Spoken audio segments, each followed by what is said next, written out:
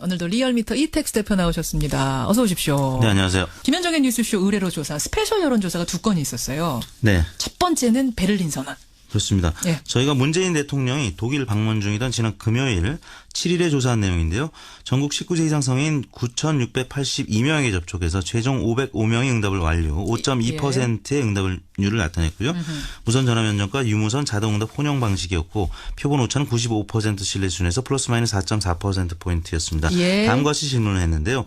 문재인 대통령은 북한 체제의 보장과 한반도 비핵화, 항구적 남북 평화 체제 구축, 한반도 경제 협력 구상, 이산가족 상봉을 비롯한 교류 협력 사업 등 대북 정책 기본 방향과 몇 가지 대북 제안을 포함하는 이른바 한반도 평화 구상을 밝혔습니다. 아유, 굉장히 긴데 이렇게 설명을 다 드렸어요. 왜냐하면 베를린 선언이 뭔지 자체를 잘 모르는 분이 많기 때문에 이러이러한 거다라고 설명을 드린 후에 선생님께서는 문 대통령의 한반도 평화 구상에 대하여 전반적으로 어떻게 생각하십니까? 이렇게 물었는데요. 예.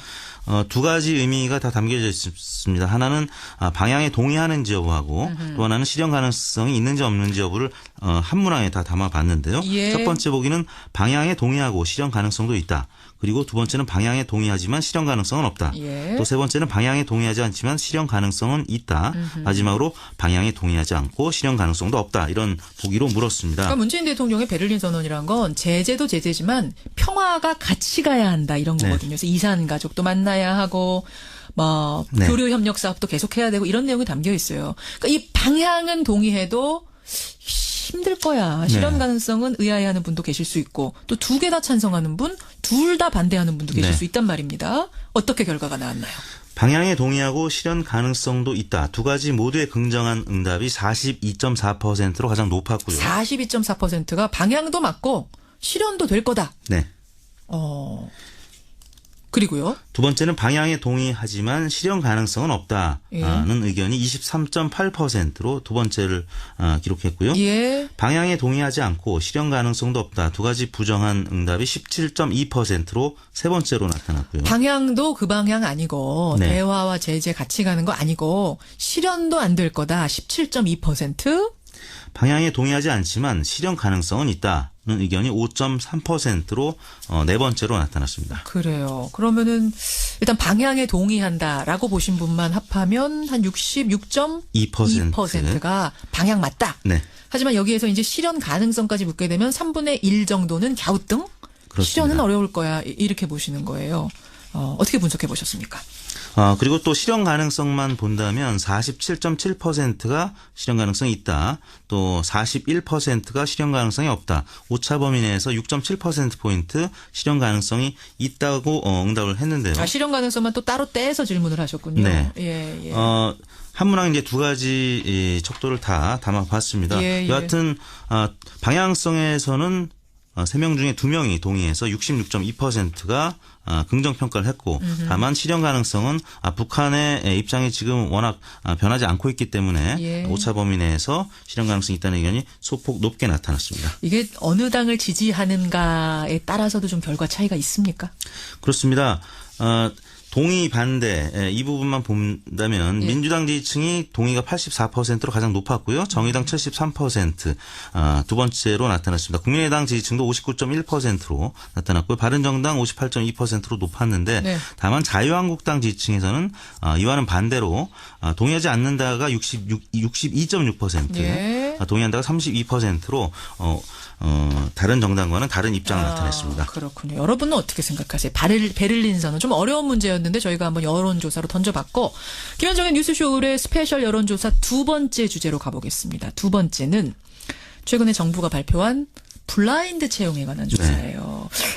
리얼미터는 채용할 때 어떻게 하세요? 사람 채용할 때? 이력서 먼저 보죠. 서류 전형을 통과한 분들만 또 면접을 봐서 블라인드 채용을 하지 않고 있죠. 네. 그러니까 이력서에 사진도 붙이고 나이도 묻고 뭐 학력도 묻고 고향도 그렇습니다. 묻고 다 물을 수 있는 거 다 물을. 개인정보가 모두 담겨져 있는 정보를 보고. 블라인드 채용은 아주 거리가 먼. 그렇죠. 채용을 하고 계시는데 일단 이 결과 보기 전에요. 이택스 대표는 이제 운영하시는 분이잖아요. 고용주 입장에서는 어떻게 보세요? 블라인드 채용. 저희는 당분간은 블라인드 채용은 어려울 것 같습니다. 뭐 개인적으로 고용주 입장에서는 왜요? 이 직원들이 뭐 지금 한 30명 정도밖에 안 되는데 네, 그중에 사실 한 명만 또 잘못 채용을 해도 회사에는 큰 영향이 있기 때문에 여러 가지 면들을 꼼꼼하게 보고 채용하는 편이거든요. 그래서 아직까지는 실천을 안 해봤습니다만 좀 그런 면에 대한 두려움이 있습니다. 고용주들 입장에서는 블라인드 채용이 쉬운 건 아니라 이런 네. 말씀이시군요. 선뜻 아무것도 안 보고 채용한다는 게. 네. 그렇지만 일반 국민들 여론은 다를 수 있어요. 그렇죠. 어떤 결과가 났습니까? 이렇게 물었습니다. 최근 정부는 입사 지원서의 출신 지역과 학교, 나이, 사진 등을 기재하지 않고 면접에서도 묻지 않는 이른바 블라인드 채용을 공공기관과 지방 공기업에 전면 도입하기로 했습니다. 예. 선생님께서는 이와 같은 채용 방식에 대해 어떻게 생각하십니까? 이렇게 물었는데요. 차별을 없애고 공정한 채용 기회를 제공함으로 찬성한다는 의견이 68%, 10명 중에 7명가량으로 나타났고요. 예. 객관적 평가가 어렵고 역차별을 일으킬 수 있어서 반대한다.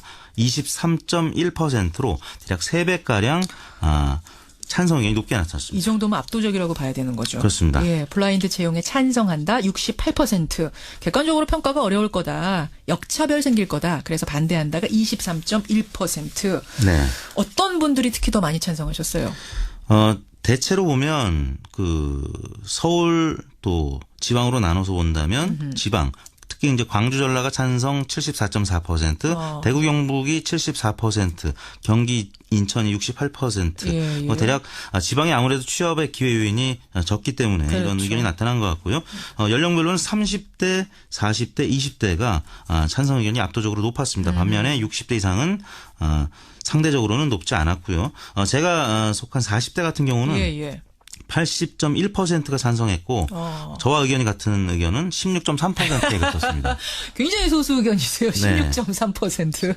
여러분 어떻게 생각하십니까? 블라인드 채용. 이제 공공기관부터 시작을 합니다. 사기업까지 하는 건 아니지만 아마 공기업에서 하게 되면 확대될 네, 수 있을 확대가 되겠죠. 테니까요. 여론이 추이가 중요합니다. 저희가 두 가지 스페셜 조사를 돌려봤고 이번에는 이번 주 정례 조사로 가보겠습니다. 먼저 문재인 대통령 지지율 조사. 아마 이번에는 그 G20 정상회의 네. 때문에 지난번에 이제 한미 정상회담이었고 그렇습니다. 이번에는 G20 정상회의로 문재인 대통령 얼굴이 굉장히 많이 노출됐고 네. 또 긍정적인 모습도 워낙 많아서요. 좀 많이 올랐을 것 같은데 어때요? 그렇습니다. G20 양자 다자 정상회담 또 앞서 소개해드렸습니다만 베를린 한반도 평화구상이 소개가 됐고요. 예. 또 무력 시위라고 직접 표현했던 북한의 ICBM 발사에 대한 강력 대응 소식 때문에 2주 연속 상승했습니다. 지난주 대비 1.3%포인트 오른 76.6%로 나타났습니다. 76.6%. 지난주에 네. 75.3%에서 네, 그럼 이게 되면 1.3%포인트 오른 거잖아요. 그렇습니다. 사실은 근데 이 정도 그 정상회의 있고 하면은 조금 더 오를 수도 있는 거 아닌가요? 일반적으로는? 주 초반과 주 중후반이 좀 분위기가 달랐는데요. 예. 추미애 대표의 머리 자르기 발언에 대한 국민의당의 국회 보이콧 등 거센 반발이 있었고 예. 또 송영무 조대 후보자를 둘러싼 야3당 공세가 이어졌던 주 후반에는 소폭 지지율이 떨어지는 양상을 나타내서 더 오를 수 있었는데 예. 또 여의도 정가 소식 때문에 상승폭이 크지는 않았던 것 같습니다. 전국에 발목 잡힌 거군요. 대통령 지지율 네. 더 오를 수 있었는데. 네. 그래요. 뭐 특별히 또 주목할 부분이 있나요? 이 지지율에서?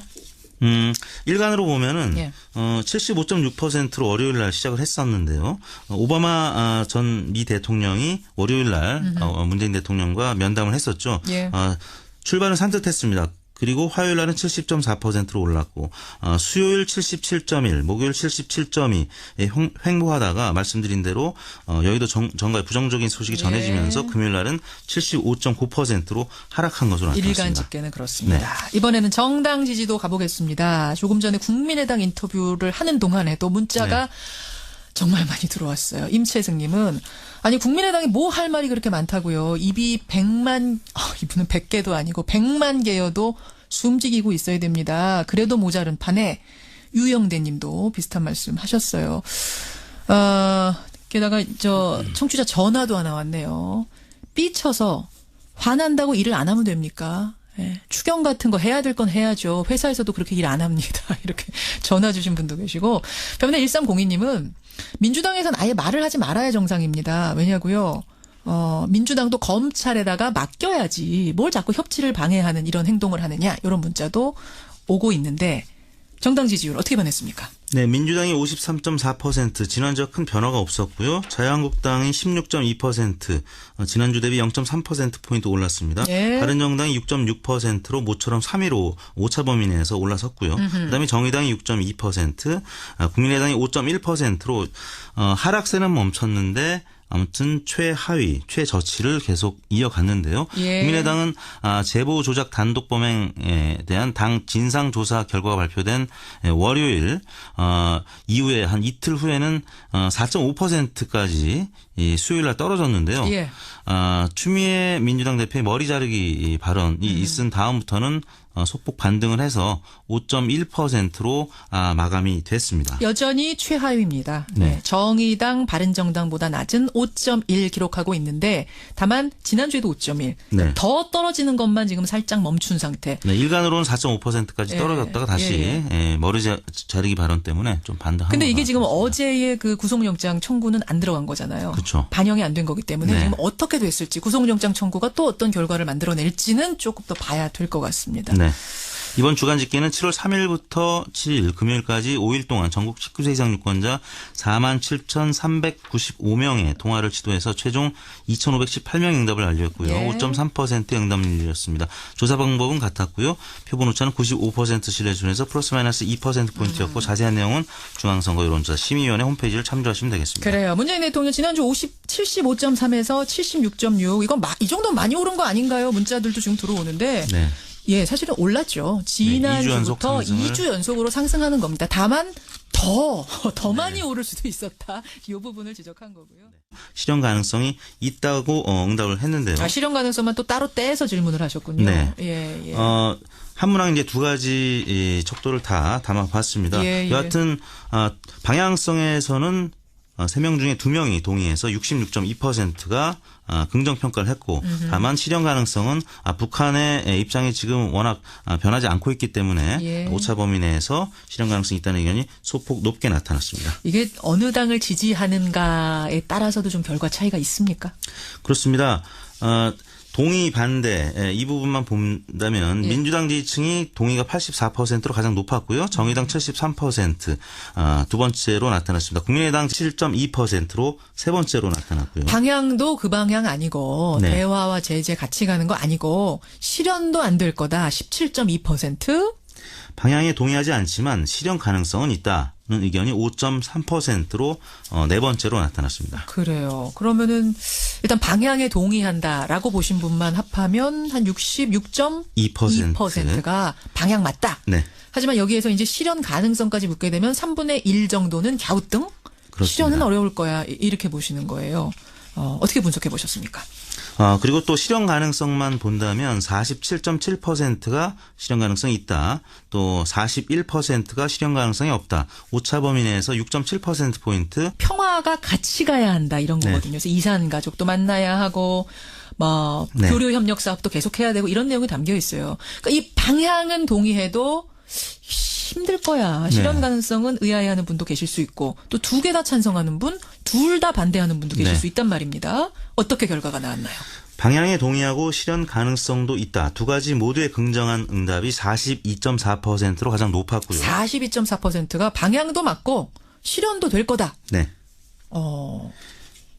그리고요. 두 번째는 방향에 동의하지만 실현 가능성은 없다는 의견이 23.8%로 두 번째를 기록했고요. 예. 방향에 동의하지 않고 실현 가능성도 없다. 두 가지 부정한 응답이 10가지 대북 제한을 포함하는 이른바 한반도 평화 구상을 밝혔습니다. 굉장히 긴데 이렇게 설명을 다 드렸어요. 왜냐하면 베를린 선언이 뭔지 자체를 잘 모르는 분이 많기 때문에 이러이러한 거다라고 설명을 드린 후에 선생님께서는 문 대통령의 한반도 평화 구상에 대하여 전반적으로 어떻게 생각하십니까? 이렇게 물었는데요. 예.